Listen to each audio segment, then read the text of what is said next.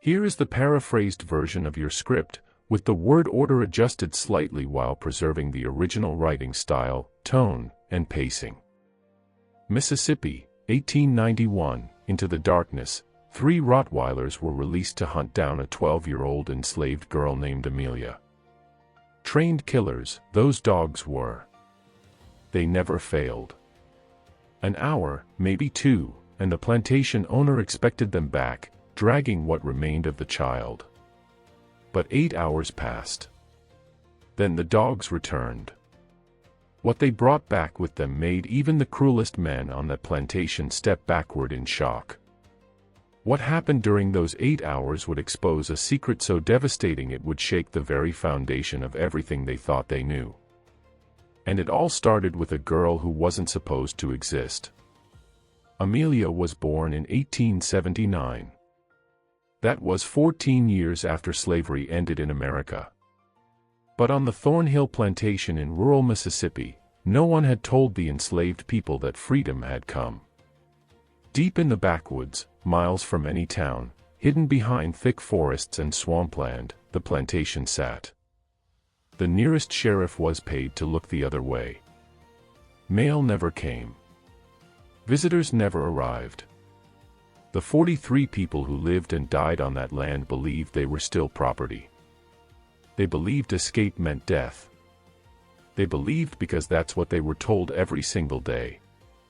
Amelia's mother died giving birth to her. Her father was sold away before she could walk. An elderly woman named Ruth raised her, who whispered stories of a world beyond the trees. Ruth told her about a war that was supposed to have freed them all. But Ruth also told her never to speak those words out loud, because Thomas Thornhill, the plantation owner, had killed people for less. Amelia worked in the main house. She scrubbed floors. She carried water. She served meals while being told she was lucky to eat scraps. She learned to make herself invisible. But inside, something burned. A question Ruth had planted years ago: if we're free, why are we still here? On the night of October 14, 1891, Amelia made a choice that would change everything. She ran. Just after midnight, Amelia slipped out. She took nothing. No food, no blanket, no shoes. Just the thin cotton dress she worked in, and nothing else. The moon was barely a sliver. So thick was the darkness that she couldn't see her own hands in front of her face. But she ran anyway. Staying meant dying slowly, and running meant maybe dying fast. But at least it meant choosing. She headed east. Ruth had once told her that east led to the river, and the river led to towns where black people lived free. 2 days on foot if you knew the way, Ruth said. Amelia didn't know the way, but she ran. Back at the plantation, one of the women woke to use the outhouse. She noticed Amelia's pallet was empty. She checked the main house. She checked the kitchen. Then she did what fear made her do: she woke the overseer. His name was Cyrus Gone. A man who smiled when he heard people. For 9 years, he had been overseeing Thornhill's plantation. He had caught runaways before. He enjoyed it. Cyrus walked slowly to the dog pen. Behind the iron gate stood 3 Rottweilers, Brutus, Caesar, and Nero. Each weighed over 100 pounds. Trained since they were puppies to track and attack, they were kept hungry, fed raw meat. Cyrus brought them Amelia's blanket from her pallet. The dogs sniffed it. Their eyes locked onto the scent. Cyrus opened the gate. "Find her," he said. The dogs bolted into the night. Amelia heard them. Maybe a mile into the woods, the barking started. Distant at first, then closer, then so close she could hear their paws hammering the earth. She ran faster. Branches tore at her face and arms. Thorns ripped her feet. She couldn't see where she was going. Over roots and rocks she tripped, and kept getting up. The barking grew louder. She came to a creek. Cold and fast, the water was. Ruth had told her water could hide your scent. Amelia jumped in. The current pulled her downstream. She grabbed onto a rock and held on. Her dress soaked through, becoming heavy. Chest deep, shivering, listening, she stayed there.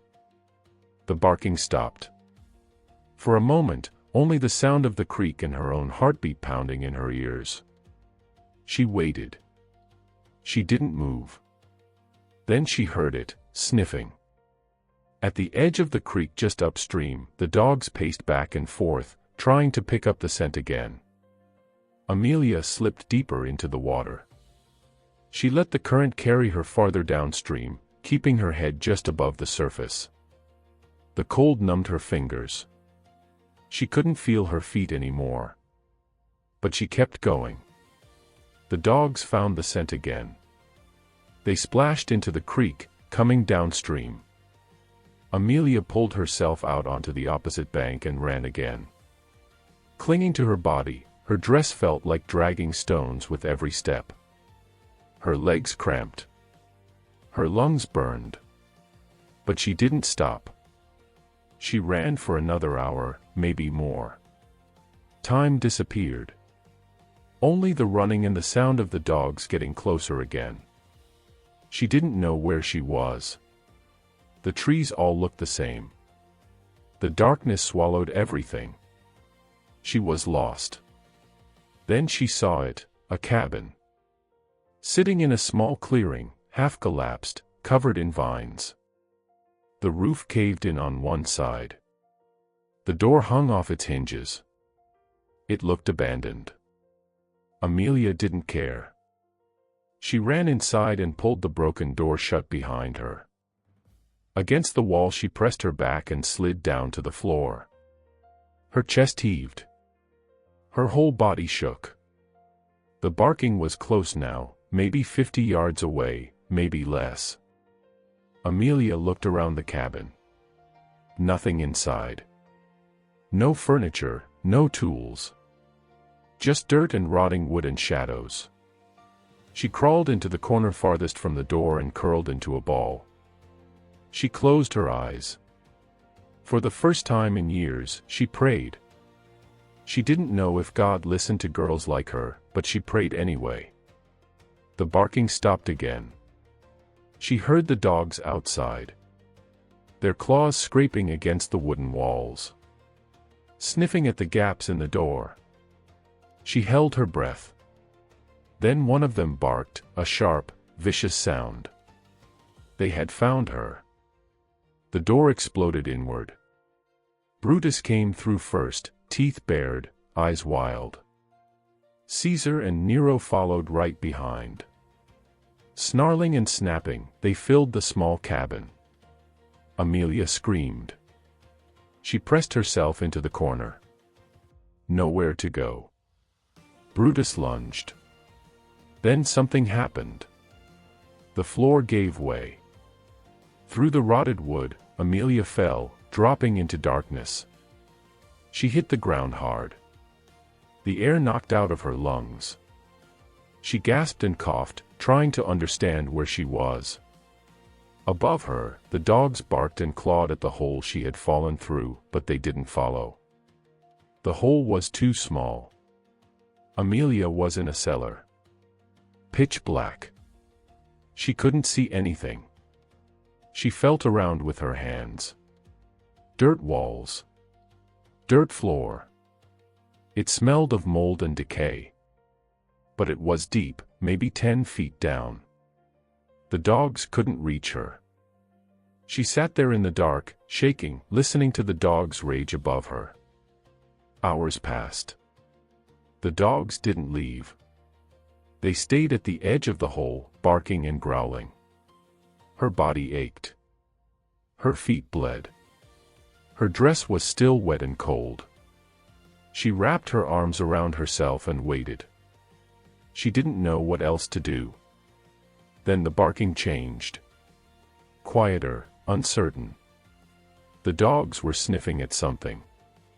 Amelia heard them move away from the hole. Their claws on the cabin floor. Distracted by something.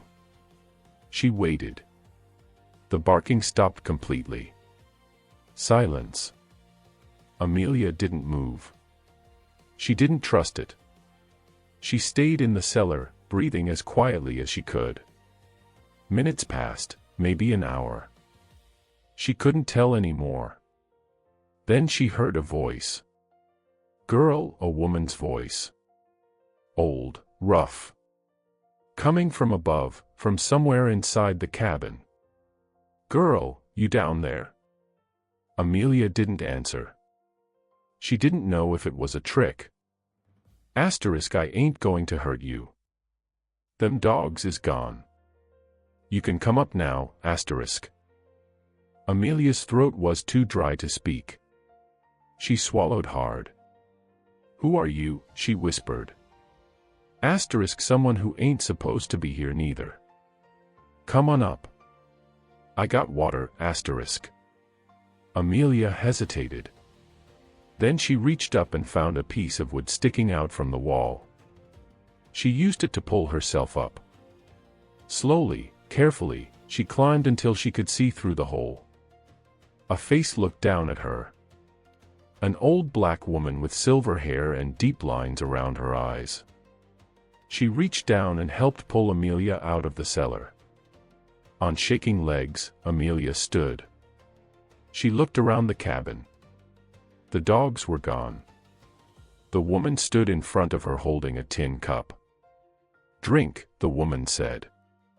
Amelia took the cup and drank. Warm water, but the best thing she had ever tasted. She drank until the cup was empty. Where did the dogs go? Amelia asked. The woman smiled. Not a happy smile.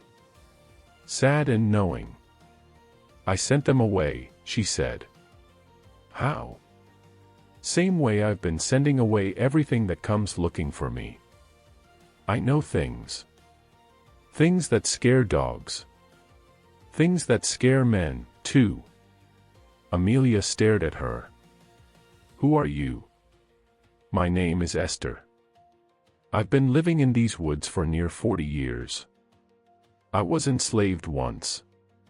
Long time ago. I ran. They sent dogs after me, too. But I learned how to survive. How to hide. And how to fight back in ways they don't understand. Amelia's legs gave out. She sat down hard on the floor. Are they coming back? She asked. The dogs. No. I put something in the air they don't like. Old root magic. My grandmother taught me. But the men. They going to come eventually. They always do. What do I do? Esther knelt down in front of her. She put a hand on Amelia's shoulder. You rest. Then you keep running. But this time, you run smart. I'll show you the way. On the dirt floor of that broken cabin, Amelia slept for 2 hours. When she woke, dawn was breaking through the cracks in the walls. Esther sat near the door, watching the tree lean.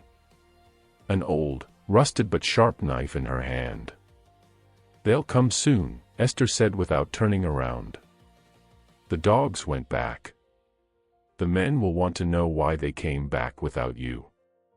Amelia sat up. Her body screamed with pain. Every muscle tight. Her feet swollen and crusted with dried blood. She looked down at them and felt tears coming. She pushed them back down. How far is the river? Amelia asked. 2 days if you move fast. 3 if you don't. But you ain't going to the river. Amelia looked at her. Why not? Because they know that's where runaways go. They'll have men waiting there. You go to the river, you get caught. Or worse. Then where do I go? Esther finally turned to look at her, Hard eyes, but not unkind. North. There's a settlement about 4 days from here. Free black folks. They don't ask questions. They don't turn people away. But the path is rough. Swampland. Gators. Snakes. Most people don't make it. Most people don't make it here either, Amelia said. Esther smiled a little. You got some fire in you. Good. You'll need it. Esther stood and walked to the corner of the cabin. She moved some loose boards and pulled out a small sack. Inside, dried meat, a piece of hard bread, and a tin of water. She handed it to Amelia. This will get you through 2 days if you're careful. After that, you got to find food yourself. You know what plants you can eat. Amelia shook her head. Esther sighed. Then you're going to learn fast, or you're going to starve. She knelt down next to Amelia and started wrapping her feet with strips of cloth torn from an old blanket. Rough cloth, but better than nothing. Why are you helping me? Amelia asked. Esther didn't answer right away. She tied off the cloth and sat back. Because somebody helped me once. Long time ago. And I swore if I ever got the chance, I'd do the same. That's all. She stood up and walked back to the door.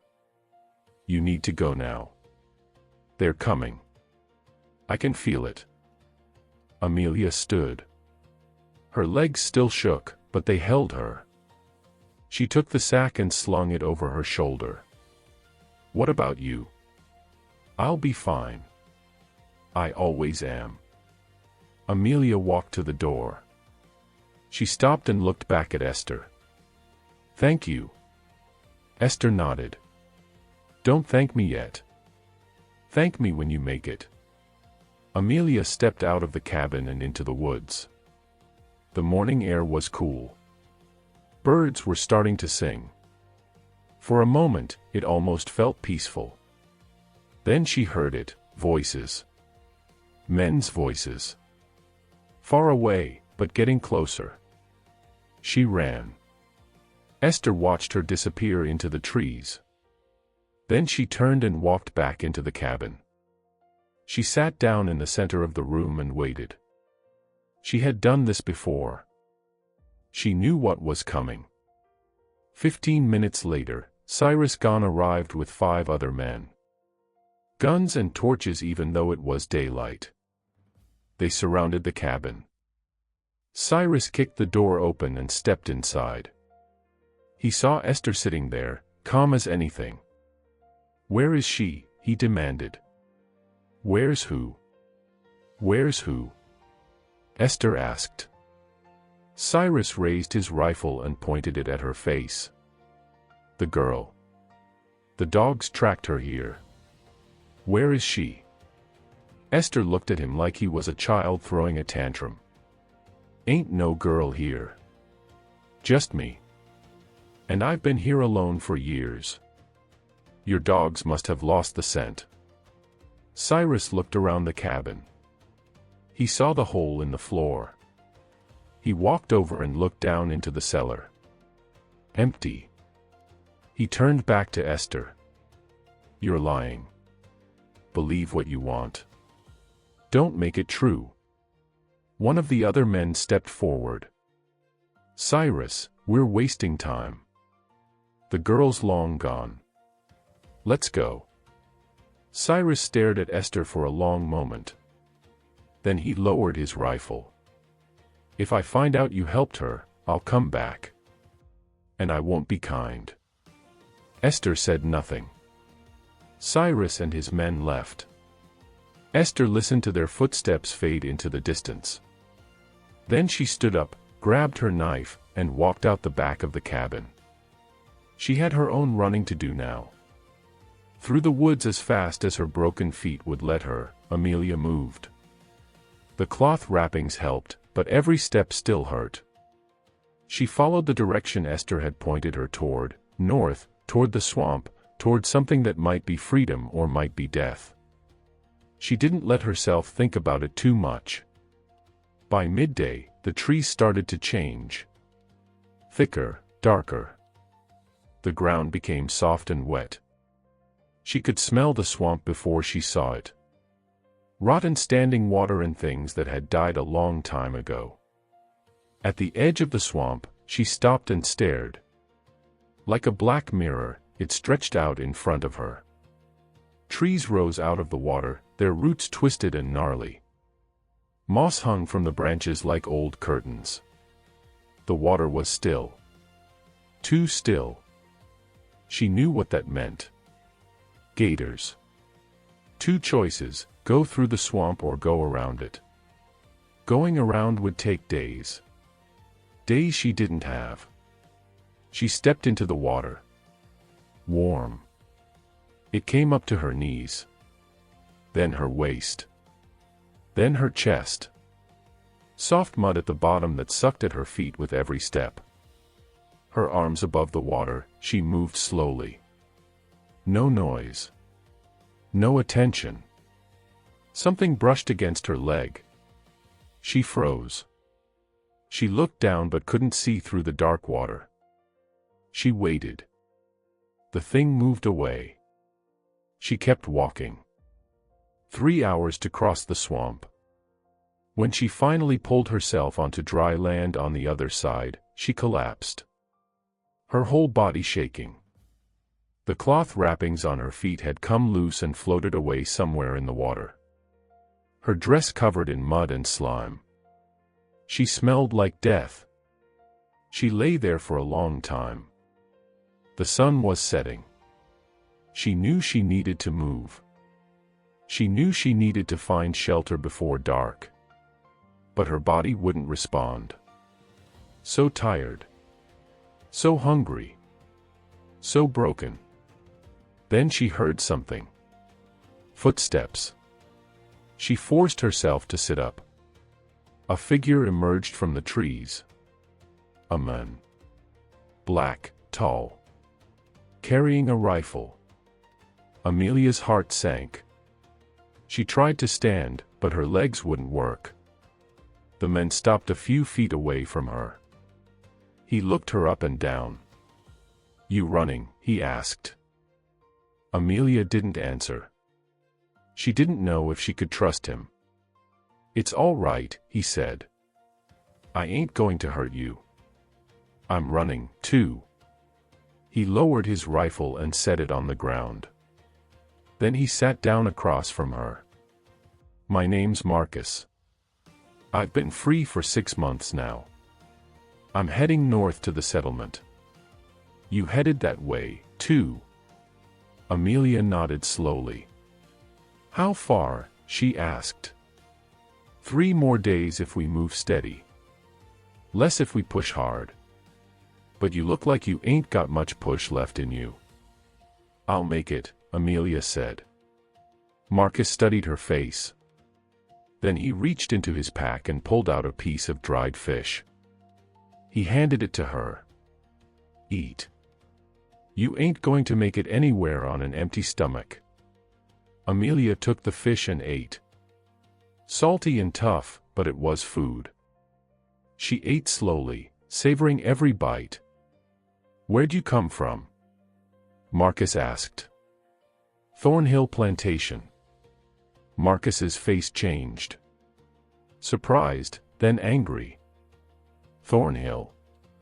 That place is supposed to be abandoned. Everybody knows the war freed the slaves 30 years ago." "Not there," Amelia said. "Nobody told us. Nobody came. We didn't know." Marcus stared at her. "How many people still there?" 43. Maybe less now. People die. They don't get replaced." Marcus stood up. He paced back and forth. He looked like he wanted to break something.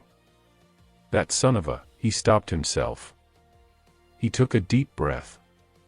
"We got to tell somebody. When we get to the settlement, we got to tell somebody."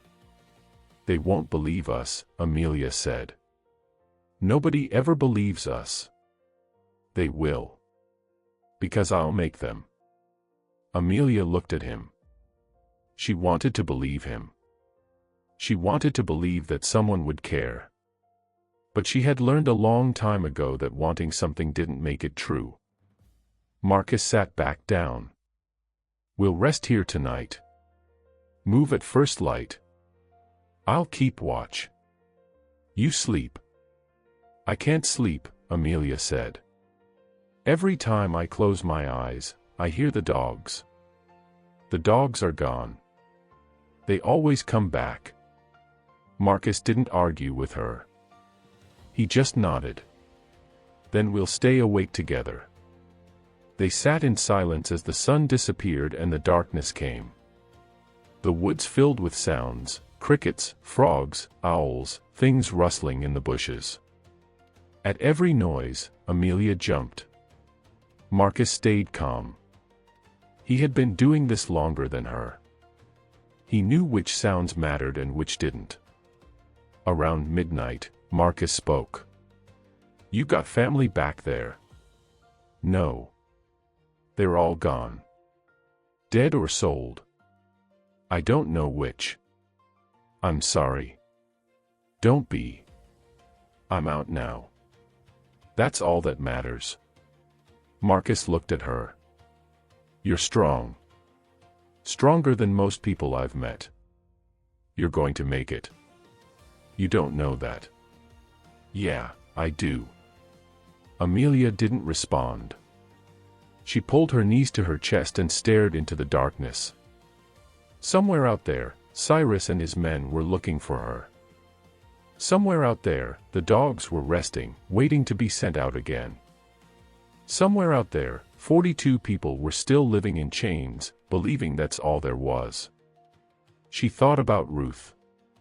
Wondered if Ruth knew she had run. Wondered if Ruth was proud or terrified, or both. Wondered if she would ever see her again. She didn't let herself cry. Crying didn't help. It just made you weak. And she couldn't afford to be weak. Not now. Not ever. As the night wore on, exhaustion finally won. Amelia's eyes closed. Sitting up, her head resting on her knees, she slept. She dreamed of dogs with red eyes and men with guns and a river she could never reach. When she woke, Marcus was shaking her shoulder. We got to go, he said. Now. What's wrong? I heard voices about a mile back. They're coming this way. Amelia stood. Her feet screamed. She ignored them. How many? Don't know. At least 3. Maybe more. They grabbed their things and started moving fast. The sun was just starting to rise. Gray and shadowy, the woods. They moved north, pushing through thick brush and over fallen trees. Behind them, the voices grew louder. Asterisk there. I see tracks. This way. Asterisk. Amelia and Marcus ran. Her feet bleeding again. Every step left a red mark on the ground. She knew they could follow that. She knew they were leaving a trail. But there was nothing she could do about it. They came to a ravine. Deep and narrow with steep sides. A small stream ran at the bottom. Marcus looked at Amelia. We got to jump. I can't. Yes, you can. On 3. 1. 2. 3. They jumped. Amelia hit the ground hard and rolled. Pain shot through her ankle. She bit down on her tongue to keep from screaming. Marcus landed next to her and immediately pulled her to her feet. Keep moving. Along the bottom of the ravine they stumbled, splashing through the stream. Cold water that felt good on Amelia's burning feet. They moved as fast as they could, but Amelia was slowing down. her ankle swelling. She limped badly. Behind them, the men reached the edge of the ravine. Asterisk, they went down there. Go around. Cut them off. Asterisk. Marcus cursed under his breath. He looked at Amelia. Can you climb? She looked at the steep walls of the ravine. I don't know. Try. They found a spot where the wall was slightly less steep. Marcus climbed up first, then reached down to pull Amelia up. She grabbed his hand and tried to climb. Her feet slipped on the wet rocks. She fell back down. She tried again. Halfway up she made it before her ankle gave out. She fell again. The voices were getting closer. I can't, Amelia said. Go without me. Tell them about Thornhill. Tell them what's happening. Make them listen. Marcus climbed back down into the ravine. He grabbed Amelia by the shoulders. I ain't leaving you. We both make it, or neither of us does. Now get up. Amelia looked into his eyes. She saw something there she hadn't seen in a long time. Determination. Hope. Belief. She got up. Marcus helped her climb. Slow, painful, but they made it to the top. Over the edge they pulled themselves and kept running. The voices behind them were close now. So close she could hear individual words. Asterisk, I see them. Don't let them get away. Asterisk. A gunshot rang out. Next to Amelia's head, a tree took the bullet. Bark exploded. She ducked and kept running. Another shot. Wide. Firing blind, shooting at movement through the trees. Then they broke through the tree-line. In front of them, a clearing. And in the clearing, real houses with smoke coming from chimneys. People outside working in gardens, hanging laundry. They stopped what they were doing and stared. Amelia and Marcus stumbled into the clearing. Behind them, the three men burst through the trees. They saw the settlement and stopped. One of them raised his rifle. Those two are runaways. They're our property. An old man stepped forward from the crowd. Black, with white hair and a beard. He walked with a cane, but his voice was strong. Ain't no property here. Just free people. And you're trespassing. We got a right to our.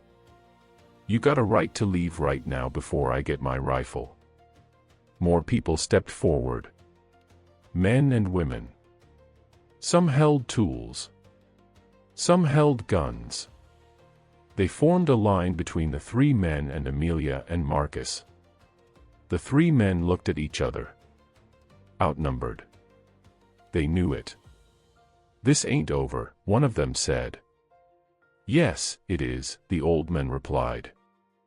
The three men backed away slowly. Then they turned and disappeared into the woods. Amelia's legs finally gave out completely. She fell to the ground. Marcus knelt beside her. The old man walked over and looked down at them. Where y'all come from? Thornhill Plantation, Marcus said. And there's 40 more people still there who need help. The old man's face went hard. Thornhill. That place is supposed to be gone. It ain't. And they're keeping people enslaved. Pretending the war never happened. Pretending freedom never came. The crowd murmured. The old man looked at Amelia. That true, girl? Amelia nodded. She couldn't speak. Too exhausted. Too broken. The old man turned to the crowd. Get the sheriff. Get the federal marshal. We're ending this today. 2 days later, Amelia sat on the porch of a small house in the settlement. Her feet were bandaged properly now. A woman named Clara had washed her wounds with soap and warm water, applied salve, and wrapped them in clean white cloth.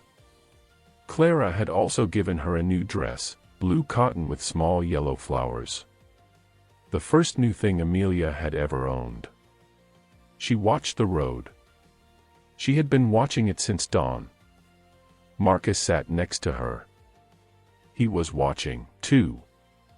"They'll come," he said. The marshal gave his word. "Words don't mean much," Amelia replied. "These ones do. I made sure of it." The old man who had saved them was named Samuel. Born enslaved in Alabama, he escaped when he was 16 and made it north. After the war ended, he came back south and helped build this settlement. He called it New Hope. 40 families lived here now. They farmed. They built. They lived free. Samuel had sent word to the federal marshal in Jackson. He told him about Thornhill Plantation. About the people still enslaved there. About the laws being broken. The marshal had promised to investigate, but promises were easy. Action was hard. Amelia didn't let herself believe anything would change. She had learned not to hope too much. Hope hurt worse than anything when it got taken away. Then she saw them. A group of men on horses coming down the road. At least 20 of them. The federal marshal rode in front, a dark suit and a badge on his chest. Behind him, deputies and soldiers carrying rifles and official papers. Samuel walked out to meet them. Amelia and Marcus followed. "Mr. Samuel," the marshal asked. I'm Marshal Clayton. Got your message.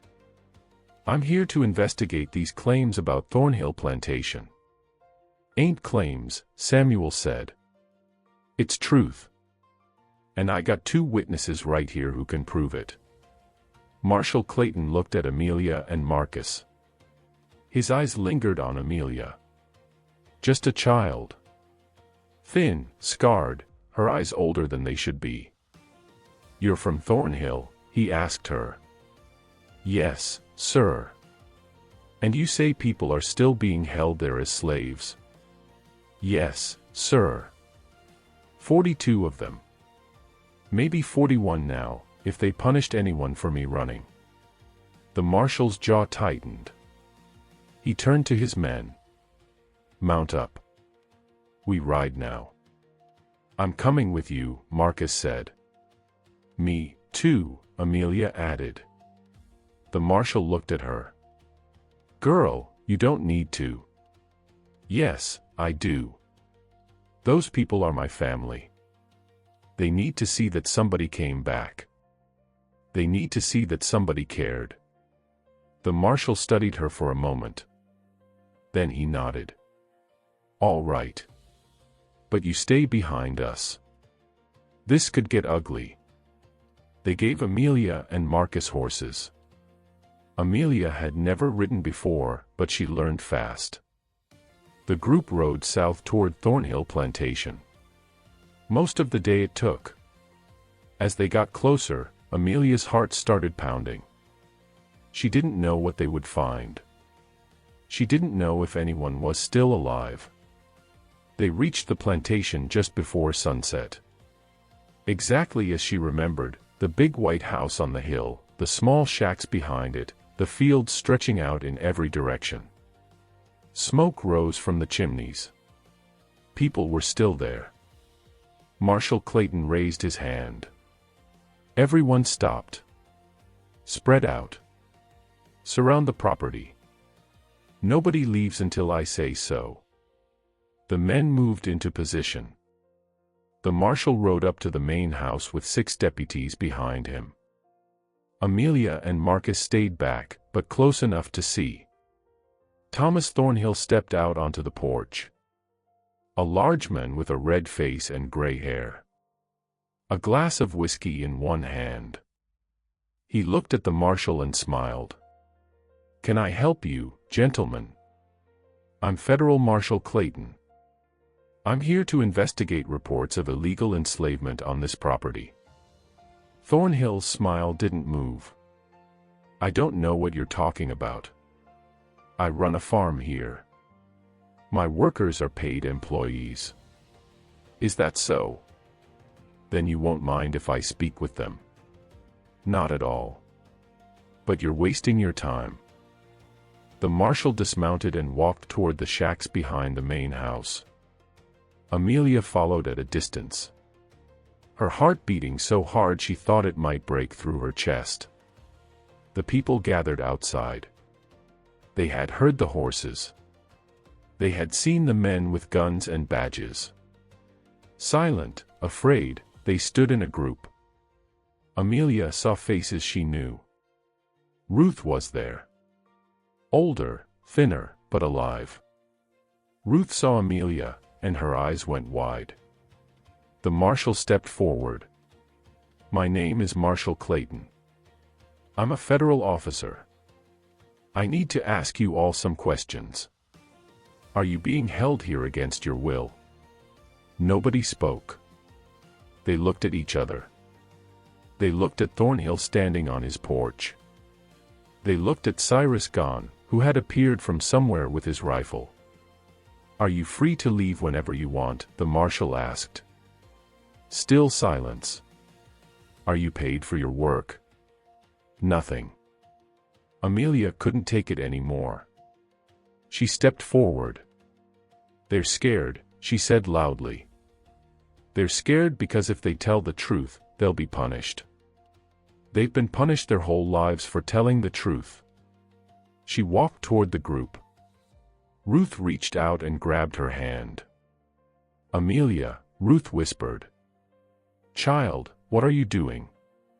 "What I should have done a long time ago." Amelia turned to face Marshal Clayton.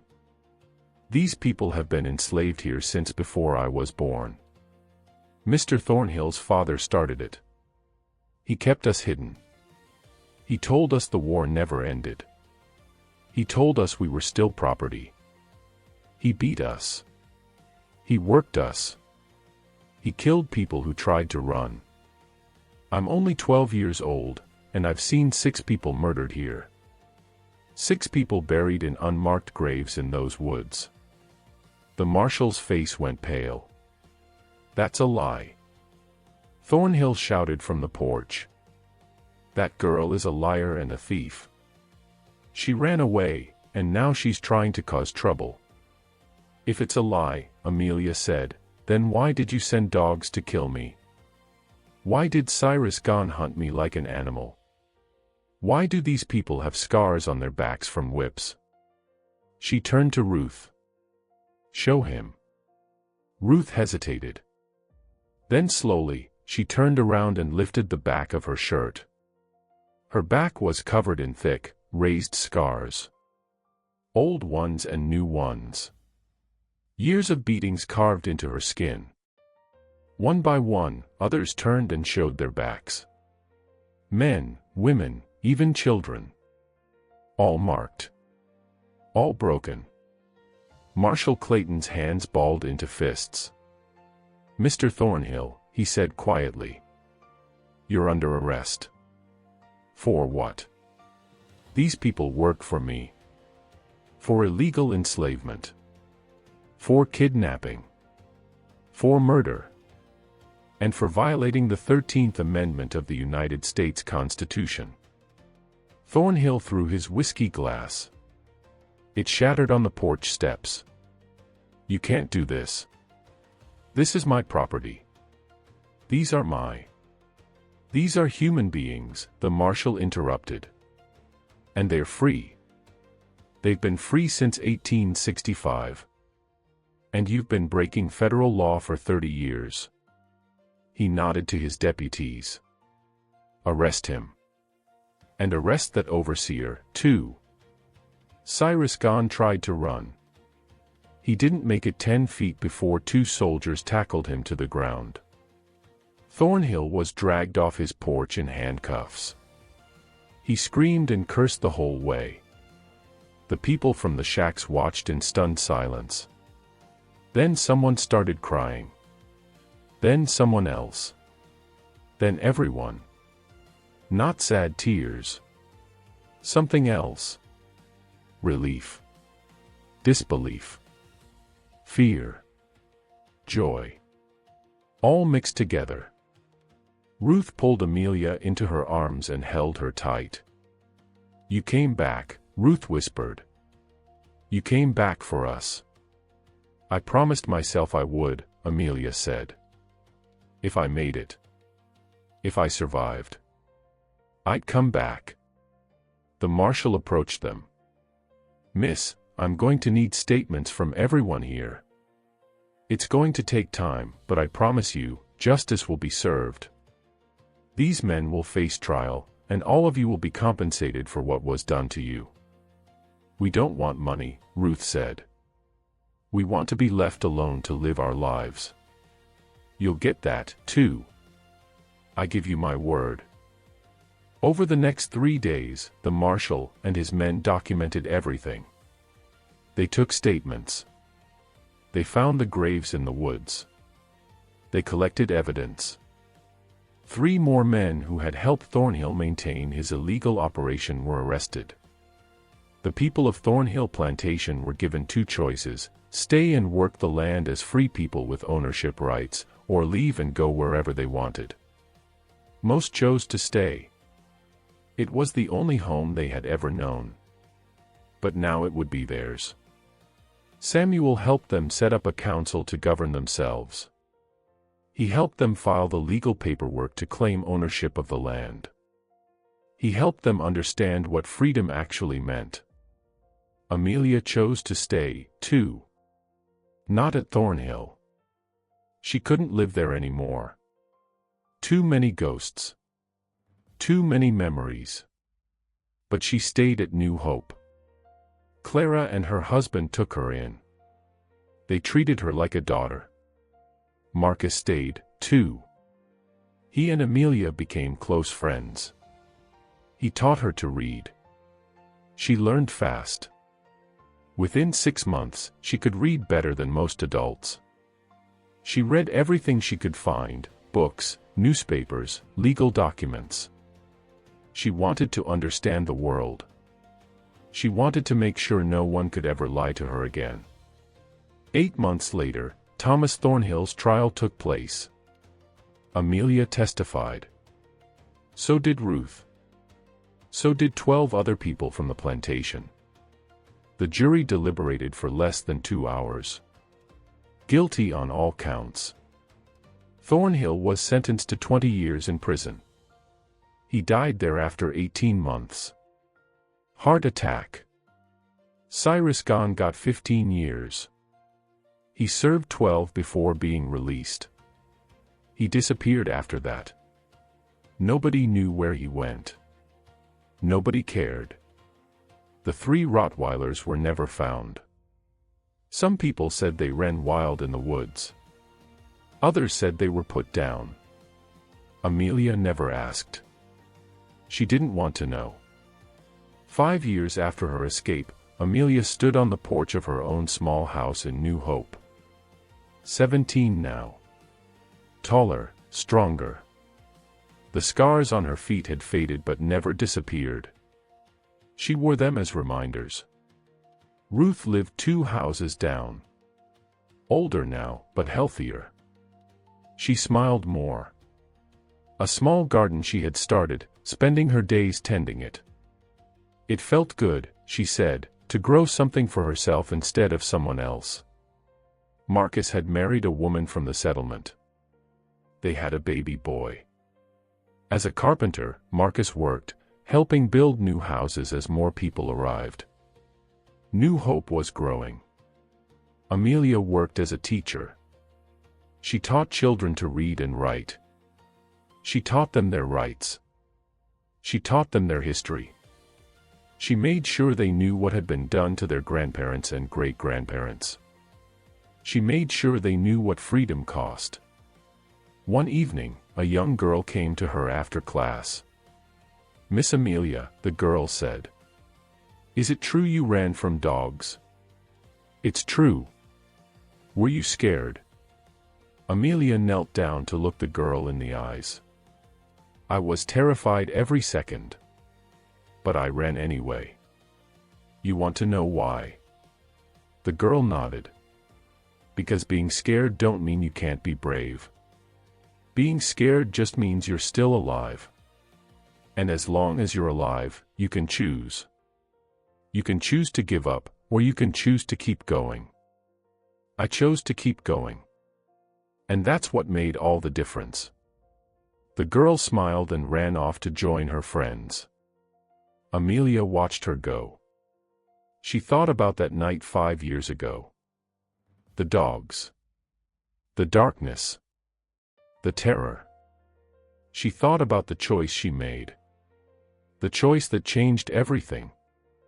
She thought about the 42 people who were finally free because one 12-year-old girl decided she would rather die running than live in chains. She thought about all the people who would never know their names. All the people who ran and didn't make it. All the people who died believing freedom was just a lie. And she made herself a promise. The same promise she made every day, to remember them. To honor them. To make sure their suffering meant something. To make sure it never happened again. The sun set over New Hope. Smoke rose from chimneys. Children played in the streets. People sat on their porches and talked and laughed. It wasn't perfect. Nothing ever was. But it was theirs. And it was free. And that was everything. Freedom is not given. It is taken. It is fought for. It is earned with blood and pain and sacrifice. But once you have it, once you truly understand what it means, you can never go back. You can never unsee the truth. You can never unknow that you have the right to choose your own path. The greatest weapon against oppression is not violence. It is the refusal to accept the lie. The refusal to believe you are less than human. The refusal to accept that your chains are permanent. Amelia was 12 years old when she learned this lesson. Small and weak and afraid. But she had something her captors could never take away, the knowledge that she deserved better, and the courage to act on it. That courage saved 43 lives, including her own. And it proved something that tyrants have always feared, that one person, armed with nothing but truth and determination, can break a system built on lies. Amelia ran into darkness, not knowing if she would survive. But she ran toward light. Toward freedom. Toward hope. And she made it. Not because she was special, but because she refused to accept that she wasn't.